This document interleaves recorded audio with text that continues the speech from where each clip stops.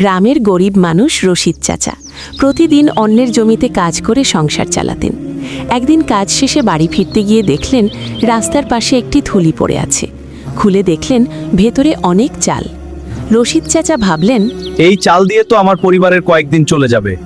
কিন্তু পরক্ষণেই মনে পড়ল, এটা তো কারো কষ্টের জিনিস, অন্যের হক নেওয়া ঠিক নয়। তিনি থলিটা তুলে গ্রামের মসজিদের ইমামের কাছে নিয়ে গেলেন। ইমাম সাহেব ঘোষণা দিলেন, যার চাল হারিয়েছে সে এসে নিয়ে যাক। কিছুক্ষণ পর এক বিধবা মহিলা কাঁদতে কাঁদতে এলেন। এই চাল দিয়েই আমার এতিম সন্তানদের জন্য রান্না করার কথা ছিল। রশিদ চাচা থলিটা তার হাতে তুলে দিলেন। মহিলা দোয়া করে বললেন, আল্লাহ আপনাকে এর চেয়ে বেশি দান করবেন। কয়েকদিন পর গ্রামের এক ধনী লোক রশিদ চাচার সততার কথা শুনে তাকে স্থায়ী কাজ দিলেন।